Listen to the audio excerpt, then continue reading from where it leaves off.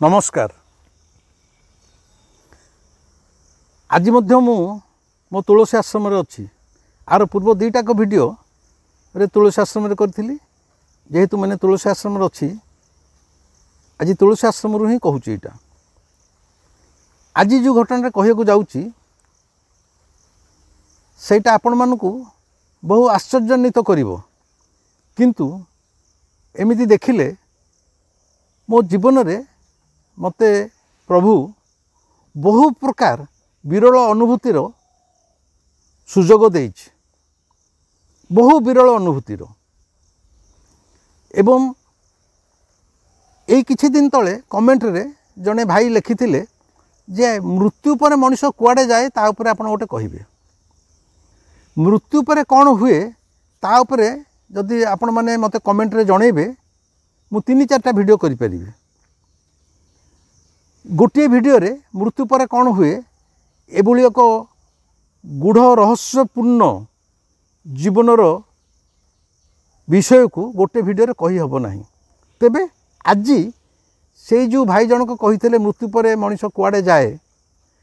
एई वीडियोटे तार उत्तर सी केवल पाइबेनी आपण माने मध्य किछिटा अनुमान करि परिबे। आज तारी उपरे मु कहिछि जे ध्यानर महिमा विषय मु आगु बहुत कहिछि। ध्यान एभली एक अवस्था ध्यान मनुष्य जीवन रे एभली एक उच्चस्तर अवस्था जो थरा बहु किछि अलौकिक घटना घटी पारे ऐश्वर्य कृपा मिली पारे एवं साधारण मनुष्य पई बहुत अविश्वसनीय अचिंतनीय अपरिकल्पनीय घटना मान मध्य ध्यान भितर घटी पारे। सकल समस्यार जे गोटे चाबिकाठी ध्यान या उपरे मु बहुत थर ध्यान उपरे अनेक एपिसोड रे कहिछि। आज से ध्यान एवं मृत्यु पर आत्मा कुआडे जाए तारी उपरे गोटे मो जीवन में घटी एक घटना कहूँ। मु तो कही मु प्रतिदिन राति 4टार बसी ध्यान करे एटा मोर दीर्घ वर्षर अभ्यास प्राय 30-35 वर्षर अभ्यास। ध्यान रे मो निज को हजई दिए मोर अस्तित्व को हरई बसे से भली एक ध्यान एक चरम अवस्था गोटे शून्य अवस्था हठात से ध्यान अवस्था राति 4 पर मु ध्यान बसुची केतटा बाजिलाणी मु कहि परिबिनी मु एक शून्य अवस्था रे मु विचरण करूची हठात मो आगे गोटे युवक आसिकी से ध्यान अवस्था भितर कहूची मो आगे आसी छिड़ा हला ब्लू कलर गोटे जीन पैंट पिंची धला हावनीटी पिंधिची छिड़ा हला मात्र फटकिन कहला मते कहला मो मामा को कहिदेबे मु एठी भलरे अछि से अजथा मो पे कांदीबनी। अरे भाई ध्यान अवस्था रे जने आसिक पहुँची गला एतिकी कहला किछि परिचय फच नहीं धाई कि कहला मामा को कहिदेबे एक्जाक्ट मो वार्ड को मार्क करतु से युवकटी कहला मामा को कहिदेबे मु एठारे भलरे अछि मो पई अजथा कांदीबो नाही। मु फटास के खाली गोटे प्रश्न कली अरे बाबू तुम किए ना मो ना पप्पू एतिकी कहला मोरी आगुरु से युवकटी मिलई गला। एटा हूँ ध्यानस्थ अवस्थार कथा मु आपन कहला बेले मोर रूमरा छिड़ा जाऊँगी जेहेतु मु निज अभिज्ञ मोर यहाँ अनुभूति होती मिलई गला। सकाळ है मोर ध्यान भांगिला रातिर ध्यानर कथा मोर मन पड़ू थाए मु कहली से युवकटी किए आसिला तार तो जी आसिला कहला मु एठारे भलरे अछि मामा को कहबो से जमा कांदीबनी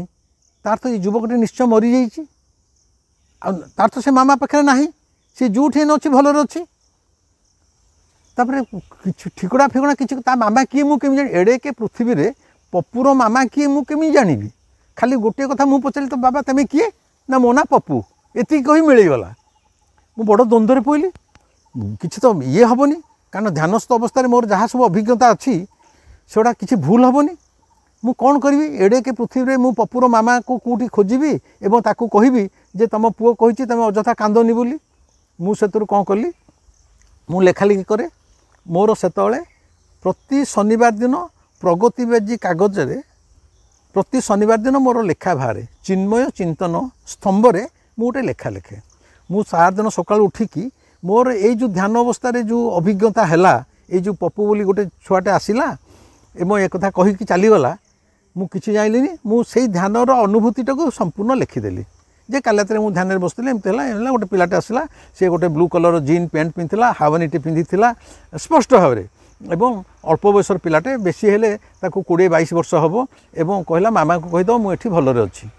एक्जाक्ट जहाँ मोर होता से संपूर्ण गोटे आर्टिकल हिसाब से लिखिदेली बस सैला मु कहली आ कौन मुझे पप्पूर माँ कौटी से पुरीर लोक ना ओडिशार लोक ना अमेरिका लोक दिल्ली लोक जानी मु खाली मोर अभिज्ञता को पेपर लिखि सारिदेली गला देखु तार चमत्कारिता केमिति रमादेवी महिला कॉलेजर भुवनेश्वर रमादेवी महिला कॉलेजर जड़े अध्यापिका सी प्रगतिवादी कागज रखती सी प्रगतिवादी से दिन जो कागज देखी से लेखाटार ना मुझे से जो पेपर लेखाटा भला ता ना दी पप्पू घर बदलाई देला सी अध्यापिका जेहेतु से कागज से पढ़ी सी पढ़ी कौन घटना होती से रमादेवी महिला कॉलेज रे जड़े राजनीति विज्ञान अध्यापिका तांको ना हूँ राजलक्ष्मी कानूनगो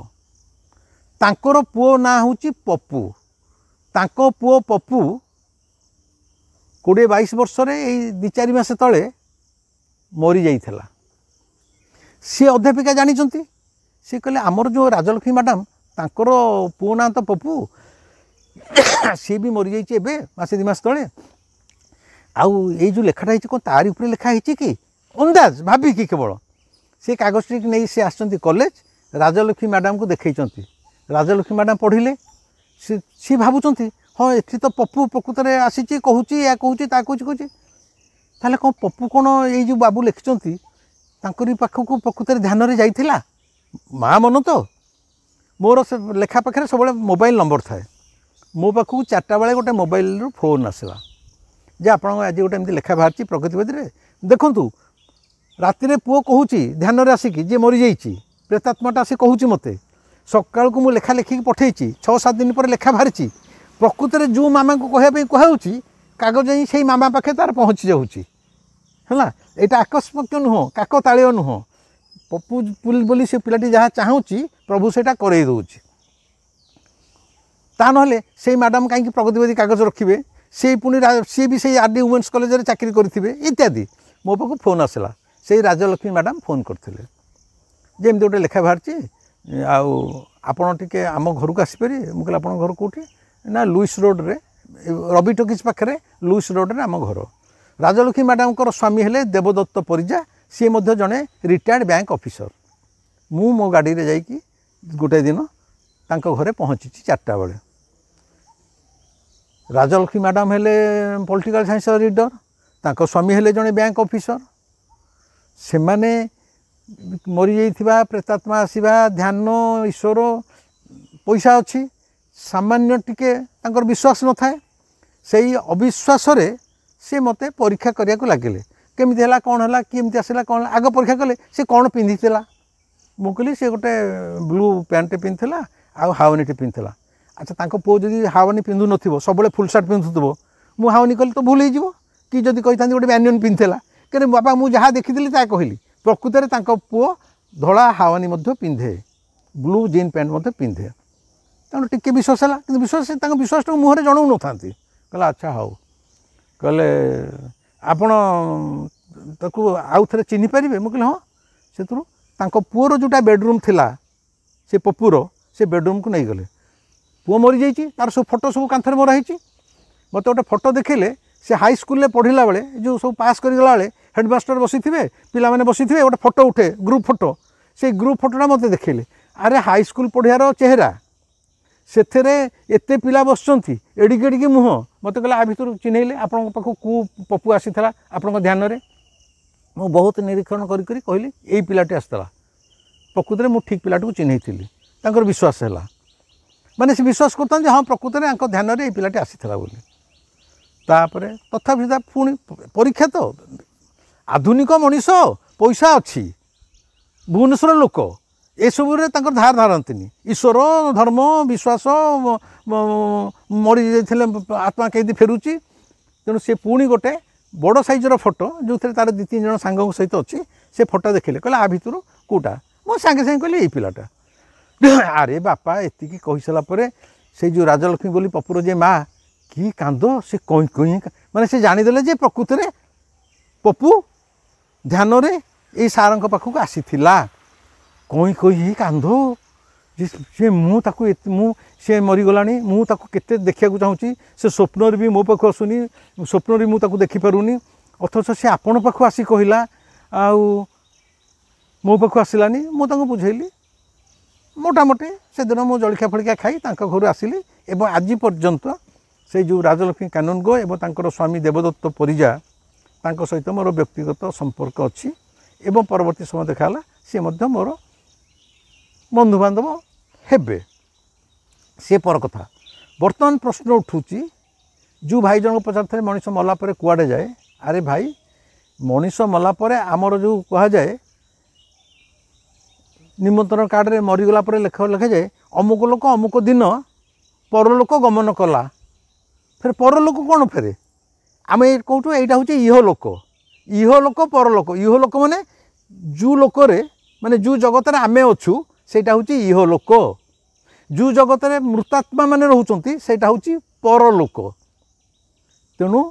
ପରଲୋକ ବୋଲି ଗୋଟେ ଜଗତ ଅଛି। ଆମେ ମରିଗଲା ପରେ ସେଠି ଆତ୍ମା ମାନେ କିଛି ଦିନ ପାଇଁ ରହନ୍ତି ତାପରେ ସେମାନେ ଜନ୍ମ ନିଅନ୍ତି ସେ ସବୁ ଅଲଗା କଥା। ମୃତ୍ୟୁ ଉପରେ ଯଦି ଆପଣମାନେ ଚାହୁଁଛନ୍ତି ମୁଁ ପରେ ମଧ୍ୟ ଭିଡ଼ିଓ କରିବି। ଆପଣ ଯଦି ମୋତେ ମାନେ କମେଣ୍ଟରେ ଜଣାଇବେ ତାହେଲେ ମୁଁ ମୃତ୍ୟୁ ଉପରେ ମଧ୍ୟ ଭିଡ଼ିଓ କରିବି। କିନ୍ତୁ ପରଲୋକ ବୋଲି ଗୋଟେ ଅଛି ଯେମିତି ଏ ଜଗତରେ ଆମେ ମାନେ ମଣିଷ ଅଛେ ଖାଉଛେ ପିଉଛେ ବୁଲୁଛେ ମଜା କରୁଛେ ସବୁ କରୁଛେ ସେମିତି ମରିଗଲା ପରେ ମଧ୍ୟ ଆତ୍ମା ମାନେ ଯାଇକି ଆଉ ଗୋଟେ ଜଗତରେ ରହିଥାନ୍ତି। ସେମାନେ କିଛି ଦିନ ରହନ୍ତି ତାଙ୍କର ରହିବାର ସ୍ଥାନ କାଳ ସମୟ ସରିଗଲା ପରେ ସେମାନେ ପୁନର୍ଜନ୍ମ ମଧ୍ୟ ନେଇଥାନ୍ତି ଏବଂ ଏଇଟା ସତ୍ୟ। ଏବଂ ସତ୍ୟ ହେଉ କି ମିଛ ହେଉ ଆପଣମାନଙ୍କ ପାଇଁ ପପୁ ବୋଲି ଯେଉଁ ପିଲାଟି ମରିଗଲା ତାକୁ ମୁଁ ଜୀବନରେ ଦେଖିନଥିଲି। ସେଭଳି ଗୋଟେ ପ୍ରେତାତ୍ମା ଯେ ମରିଯାଇଛି ମୃତ ଶରୀରର ଆତ୍ମାଟା ମୋ ପାଖରେ ତ ପୁଣି ଧ୍ୟାନରେ ଆସି ପହଞ୍ଚିଲା ମୁଁ ତାକୁ ସ୍ପଷ୍ଟ ଦେଖିପାରିଲି ତା ସାଙ୍ଗେ କଥାବାର୍ତ୍ତା କଲି ଏବଂ ତାଙ୍କ ଘରକୁ ଗଲା ପରେ ତା ଫଟୋ ଦେଖିକି ବି ଚିହ୍ନେଇ ଦେଇପାରିଲି ଏଇ ପିଲାଟି ଆସିଥିଲା ବୋଲି। ଆକୁ ଆପଣମାନେ ମିଛ କେମିତି କହିବେ? ଏଇଟା ମୋ ଜୀବନର ଅଭିଜ୍ଞତା। ତେଣୁ ଭାଇ ଆମେ ଯେଉଁ ମରିଯାଉଛେ ଏ ଶରୀରଟା କେବଳ ପୋଡ଼ା ହେଇଯାଉଛି। ମୁଁ କହିଲେ ଆମର ଯେଉଁ ଅସ୍ତିତ୍ୱ